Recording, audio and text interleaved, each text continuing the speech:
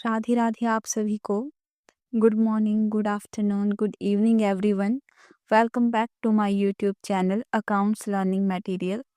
तो लर्नर्स कैसे हैं आप सभी? आई होप आप सभी अच्छे होंगे। तो आज हम अकाउंटिंग के कुछ बेसिक कॉन्सेप्ट को सिंपल वर्ड्स में समझेंगे। ये कॉन्सेप्ट बिजनेस स्टूडेंट और बिगिनर्स के लिए बहुत ज़रूरी हैं। इस वीडियो में हम बेसिक टर्म्स पढ़ेंगे, जैसे अकाउंट क्या होता है, कैपिटल क्या होती है, लाइबिलिटी क्या होती है, एसेट क्या होती है, drawing, stock, profit loss, creditor, debtor. तो ये सब हम डिटेल में यहाँ पे पढ़ेंगे। तो हम यहाँ पे शुरू करते हैं अकाउंट से कि अकाउंट क्या होता है। An account is a record used to track all financial transaction related to a person, business, or assets. It helps maintain a systematic record of income, expenses, assets, and liabilities. Account एक ऐसा record होता है जो किसी भी व्यक्ति, business या asset से जुड़ी फाइनेंशियल ट्रांजैक्शन को ट्रैक करने के लिए यूज़ किया जाता है।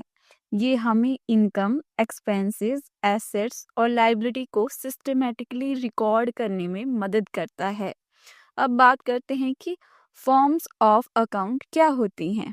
जो अकाउंट का हमारे पास फॉर्मेट बनता है वो टी फॉर्म में बनता है। ट्रेडिशनल मेथड होता है जिसमें डेबिट साइड और क्रेडिट साइड होती है और उनमें अमाउंट लिखे जाते हैं, और दूसरी तरह से स्टेटमेंट फॉर्मेट में ये अकाउंट्स बनाए जाते हैं। जो स्टेटमेंट फॉर्मेट है ये एक स्ट्रक्चर्ड लिस्ट होती है जो फाइनेंशियल रिपोर्ट जैसे प्रॉफिट और लॉस अकाउंट बनाने के लिए यूज़ आती है।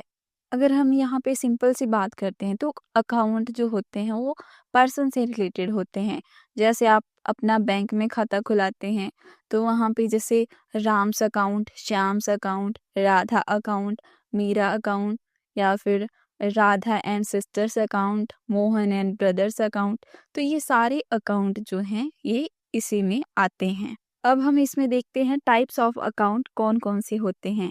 हमारे पास अकाउंटिंग में मेनली 3 टाइप के अकाउंट होते हैं: पर्सनल अकाउंट, रियल अकाउंट और नॉमिनल अकाउंट। पर्सनल अकाउंट जो होते हैं वो पर्सन से रिलेटेड होते हैं, जैसे मैंने अभी बताया, राम अकाउंट, श्याम अकाउंट, राधा और सीता। और उसके बाद आता है सेकंड हमारा रियल अकाउंट। रियल का अकाउंट जो होते हैं वो जो रियल जो चीज़ें हैं उनसे रिलेटेड अकाउंट होते हैं। जैसे कि हमारा आ गया कैश अकाउंट, फर्नीचर, जिन चीज़ों को हम देख सकते हैं और छू सकते हैं उन चीज़ों को इसमें लिखा जाता है। और तीसरा आता है नॉमिनल अकाउंट। नॉमिनल मतलब नाम मात्र खाता, ऐसा खाता जिसे हम सिर्फ सुनते हैं, ना हम उसे देख सकते हैं ना छू सकते हैं। जैसे कि इसमें टर्म्स आती हैं सैलरी, और आता है हमारा आपका इंटरेस्ट। तो इनके बारे में हम आगे डिटेल में पढ़ेंगे। अभी हमें यहाँ पे ये समझना है कि अकाउंट क्या होता है। अब हम पढ़ते हैं एसेट्स कि एसेट्स क्या होती हैं। Assets are the resources owned by a business that have value. Asset ऐसी संपत्तियां होती हैं जिनकी कुछ वैल्यू होती है और बिजनेस में उनका यूज़ किया जाता है। जैसे कि हमें हमें लैंड चाहिए होती है, बिल्डिंग चाहिए होती है, मशीनरी चाहिए होती है, कैश चाहिए होता है, इन्वेंट्री चाहिए होती है, माइंस, कोल। तो ये सब हमारी एसेट्स में आते हैं। तो एसेट्स वो चीज़ें होती हैं जो बिजनेस ओन करता है और जिनकी कुछ वैल्यू होती है। अब बात करते हैं टाइप्स ऑफ एसेट्स क्या क्या हैं। फर्स्ट है हमारे पास फिक्स्ड एसेट, मतलब स्थायी संपत्तियां जो लॉन्ग टर्म के लिए होती हैं। जैसे for example land, building, machinery. जैसे हम मशीनरी खरीदते हैं तो उसका यूज़ हम बहुत सारे सालों तक करते हैं, बिल्डिंग खरीदते हैं तो उसका उपयोग बहुत सालों तक होता है। तो इसमें वो सारी संपत्तियां आती हैं जिनका उपयोग हम 1 से ज़्यादा सालों के लिए करते हैं। उसके बाद आती है करंट एसेट्स, यानी कि चालू संपत्तियां। इनमें वो सारी एसेट्स आती हैं जिनको हम 1 साल के अंदर कैश में कन्वर्ट कर सकते हैं। जैसे कैश हो गया, इन्वेंट्री होगी और डेटर्स हो गए। इन्वेंट्री मीन्स स्टॉक की हमारे पास सामान है उसको बेच के हम कैश में कन्वर्ट कर सकते हैं 1 साल के अंदर। फिर आती है फिक्सिशियस एसेट्स, यानी कि कल्पित संपत्ति, सिर्फ अकाउंटिंग में दिखाई जाती हैं, रियल एसेट्स नहीं होती हैं। जैसे कि हमारे एडवर्टीजमेंट एक्सपेंसेस आते हैं, प्रिलिमिनरी एक्सपेंसेस आते हैं। तो ये सारे खर्चे हमारे फिक्सिशियस एसेट होते हैं, ये मान ली जाती हैं। नेक्स्ट है इंटेंजिबल एसेट्स, अमूर्त संपत्ति, जो संपत्तियां ना हमें दिखती हैं और पर उनकी वैल्यू होती है, तो ऐसी संपत्तियां इंटेंजिबल एसेट्स कहलाती हैं। जैसे कि हमारी गुडविल, पेटेंट, ट्रेडमार्क। उसके बाद आ गया वॉस्टिंग एसेट, मतलब कि घटने वाली संपत्तियां जिनकी वैल्यू टाइम के साथ कम हो जाती हैं, ऐसी एसेट हमारी वॉस्टिंग एसेट कहलाती है। जैसे कि mines, oil wells, coal reserve. के बाद हम पढ़ेंगे लाइबिलिटीज क्या होती हैं।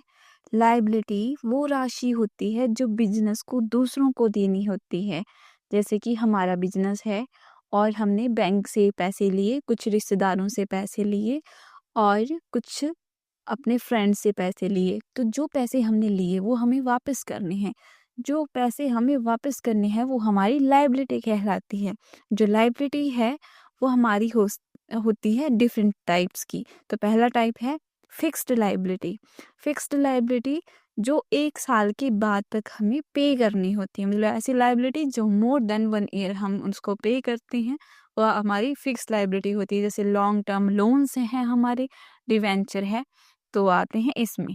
नेक्स्ट है करंट लायबिलिटी, यानी कि जो लायबिलिटीज हमें सिर्फ विद इन 1 ईयर पे करनी है वो आती हैं हमारी करंट लायबिलिटी में। इसमें आते हैं क्रेडिटर्स और बिल पेबल।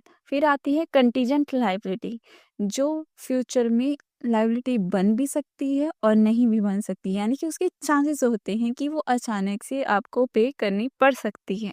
उसके बाद हम बात करेंगे कैपिटल की। जो कैपिटल होती है वो capital is the money invested in a business, जो बिजनेस में इन्वेस्ट की जाती है वो आती है हमारी कैपिटल। कैपिटल होती है हमारी डिफरेंट टाइप की। पहला है fixed capital, invested in long term asset, जो हमने लॉन्ग टर्म एसेट में इन्वेस्ट किया है वो हमारी फिक्स्ड कैपिटल होती है और मोर देन 1 ईयर हमें उसके बेनिफिट मिलते रहते हैं, जैसे कि बाइंग लैंड, मशीनरी और फर्नीचर। फिर आया floating capital, used for day to day business activity, जो डेली की बिजनेस एक्टिविटीज करने के लिए यूज में आती है। जैसे कि हमारा रॉ मटेरियल पर खर्चा किया जाता है, स्टॉक होता है, कैश आता है, वो हमारा फ्लोटिंग कैपिटल में आता है।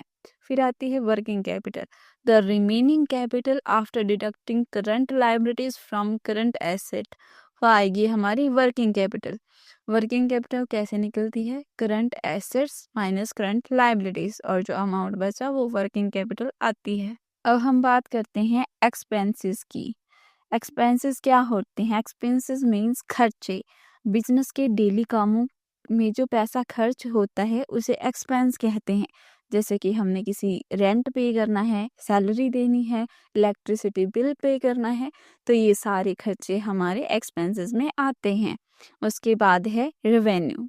बिजनेस जो भी पैसा गुड्स या सर्विस बेचकर कमाता है उसे रेवेन्यू कहते हैं। फॉर एग्जाम्पल, अगर एक दुकान में 1 लाख के प्रोडक्ट बेचे हैं तो वो रेवेन्यू होगा। रेवेन्यू का फॉर्मूला है सेल प्लस अदर इनकम। अब इसके बाद हम बात करते हैं income is the money earn by a business. जो बिजनेस द्वारा कमाई जाती है वो इनकम कहलाती है। पहली है operating income, earn from the business main activity. जैसे कि सेल्स से हमें रेवेन्यू मिलता है, वो हमारा ऑपरेटिंग इनकम आती है। Non operating income earn from secondary activity, जो सेकेंडरी एक्टिविटी करके हमें इनकम मिलती है, जैसे कि रेंट रिसीव हुआ, इंटरेस्ट मिला, तो वो हमारी आती है इनकम में। उसके बाद है expenditure. Expenditure means money spent by a business, जो मनी बिजनेस ने खर्च की है वो आता है आपका एक्सपेंडिचर में। और हमारे पास 2 तरह के एक्सपेंडिचर होते हैं, कैपिटल एक्सपेंडिचर और रेवेन्यू एक्सपेंडिचर। कैपिटल एक्सपेंडिचर जो होता है spent on purchasing fixed asset, जो हमने फिक्स एसेट खरीदी हैं जैसे कि मशीनरी, लैंड, तो उनके ऊपर जो हमने खर्चा किया है वो हमारा कैपिटल एक्सपेंडिचर आता है। मतलब उन चीज़ों का यूज़ हम मोर देन 1 ईयर कर रहे हैं। उसके बाद सेकंड है revenue expenditure spent on daily operations, जो खर्चे हमारे दिन की डेली कामों को करने के लिए होते हैं वो आपके रेवेन्यू एक्सपेंडिचर में आते हैं। इसके एग्जाम्पल हैं सैलरी और रेंट, इलेक्ट्रिसिटी बिल। इसके बाद नेक्स्ट है डेटर्स। डेटर्स यानी कि देनदार क्या होते हैं? वो लोग या बिजनेस जो कंपनी को पैसे देने वाले होते हैं, देनदार यानी कि डेटर्स कहलाते हैं। फॉर एग्जाम्पल, अगर एक कस्टमर 5,000 की गुड्स उधार में लेता है तो वो डेटर्स होगा, और ये हमारी आती है एसेट साइड में, क्योंकि हमें उससे पैसा मिलेगा। उसके बाद नेक्स्ट है क्रेडिटर क्या होते हैं? क्रेडिटर मीन्स लेनदार, वो लोग या बिजनेस जिन्हें कंपनी को पैसा देना होता है। जैसे कंपनी ने उधार माल खरीदा कहीं से और कंपनी को उसको पे करना पड़ेगा, तो कंपनी क्या, तो वो पर्सन क्या हुआ? क्रेडिटर हुआ, क्योंकि कंपनी उसको पे करेगी। लेनदार होगा वो कंपनी से, तो वो आएगा क्रेडिटर। उसके बाद जानते हैं गुड्स क्या होती हैं। गुड्स मतलब वस्तुएं। बिजनेस जो प्रोडक्ट बेचता है, यूज करता है, उसे गुड्स कहते हैं। फॉर एग्जाम्पल, मोबाइल शॉप के लिए मोबाइल फोन क्या है? गुड्स हैं, क्योंकि उनको बेचता है और खरीदता है। इसके बाद नेक्स्ट टर्म है गेन, यानी कि फायदा या लाभ क्या है? जब कोई बिजनेस किसी एसेट को उसकी कॉस्ट प्राइस से ज़्यादा में बेचता है, तो जो एक्स्ट्रा प्रॉफिट होता है उसे गेन कहते हैं। फॉर एग्जाम्पल, अगर एक बिजनेस 5 लाख की ज़मीन खरीदता है और उसे 7 लाख में बेच देता है, तो जो 2 लाख है वो गेन में आता है। इसका फॉर्मूला है gain equal to selling price minus cost price. उसके बाद आया कि कॉस्ट क्या होती है? कॉस्ट मीन्स लागत। जो पैसा किसी भी प्रोडक्ट को बनाने या खरीदने में लगता है उसे कॉस्ट कहते हैं। फॉर एग्जाम्पल, अगर एक बिजनेस 15,000 में मोबाइल खरीदता है और 20,000 में बेचता है, तो कॉस्ट 15,000 होगी। Cost equal to purchase price plus manufacturing expenses. उसके बाद नेक्स्ट है स्टॉक क्या होता है? जो गुड्स बिजनेस के पास बच जाती हैं उसे स्टॉक कहते हैं। फॉर एग्जाम्पल, अगर एक शॉप के पास 50 शर्टें बची हैं तो वो स्टॉक होगा। स्टॉक 2 टाइप का होता है, ओपनिंग स्टॉक और क्लोजिंग स्टॉक। ओपनिंग हुआ जैसे साल की शुरुआत में हमारे पास जो अवेलेबल स्टॉक है वो ओपनिंग हो गया, और क्लोजिंग हुआ कि साल के एंड में जो हमारे पास सामान बचा है वो क्लोजिंग स्टॉक में आ गया। उसके बाद नेक्स्ट है लॉस। लॉस क्या होता है? जब एक्सपेंसेस इनकम से ज़्यादा होते हैं तो लॉस कहलाते हैं। फॉर एग्जाम्पल, अगर एक बिजनेस 50,000 का प्रोडक्शन कॉस्ट करती है पर सिर्फ 40,000 कमाती है, तो लॉस 10,000 का हुआ। जैसे कि एक जो दुकानदार है वो 10 रुपए का पेन ले रहा है, पर वो उसे अगर 8 रुपए में बेच रहे तो उसे लॉस होगा। तो वही चीज़ हुई, loss equal to total expenses minus revenue होता है। नेक्स्ट टर्म है प्रॉफिट। प्रॉफिट क्या होता है? जब इनकम एक्सपेंसेस से ज़्यादा होती है तो प्रॉफिट होता है। जैसे कि अगर एक दुकानदार ने 7 रुपए का पेन लिया और उसको 10 रुपए में बेच रहा है, तो हमारे पास क्या आ गया? वो प्रॉफिट हुआ। प्रॉफिट 2 तरह का होता है, ग्रॉस प्रॉफिट और दूसरा होता है नेट प्रॉफिट। जो ग्रॉस प्रॉफिट होता है, सेल्स में से cost of goods sold less करके आता है। जो नेट प्रॉफिट है, gross profit minus operating expenses करके नेट प्रॉफिट हमारे पास आता है। उसके बाद हमारे पास नेक्स्ट टर्म है वॉचर। वॉचर मीन्स रसीद या प्रमाण पत्र। तो वॉचर क्या होता है? कोई भी डॉक्यूमेंट जो प्रूफ दे कि ट्रांजैक्शन हुई है उसे वॉचर कहते हैं। जैसे कि आपको पेमेंट स्लिप दी जाती है, इनवॉइस होता है या कैश रिसिप्ट होती है, तो वॉचर कहलाती है। फिर आया ट्रांजैक्शन क्या होती है? ट्रांजैक्शन मीन्स लेन देन।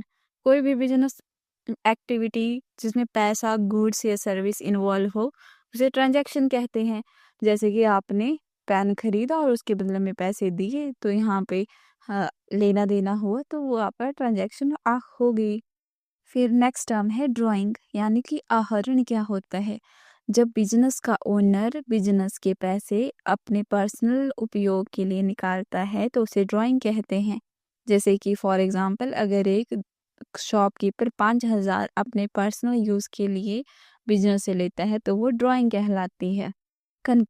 अब नेक्स्ट टर्म है डिस्काउंट। डिस्काउंट क्या होता है? A discount is a reduction in the selling price of goods और सर्विस। जो डिस्काउंट है, जैसे हमारा सेलिंग प्राइस है तो उसमें कमी की जाती है, हमें कुछ छूट दी जाती है, उसी छूट को हम डिस्काउंट कहते हैं।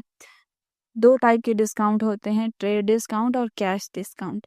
ट्रेड डिस्काउंट जो है given to customer who buy in bulk. For example, a wholesaler getting a 10% discount on buying 100 unit. जैसे कि जो कस्टमर है वो थोक में अगर सामान खरीद रहा है तो उसको डिस्काउंट दिया जाता है, उसको ट्रेड डिस्काउंट कहते हैं। दूसरा आता है cash discount, given to customer who pay early. Cash discount उसको दिया जाता है जो कस्टमर हमें जल्दी पे कर देता है। For example, a 2% discount for paying with in 10 days।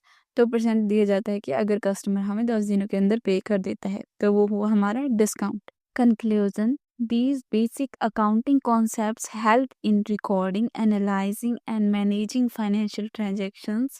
Understanding these fundamentals is essential for students, business owners, and accountants.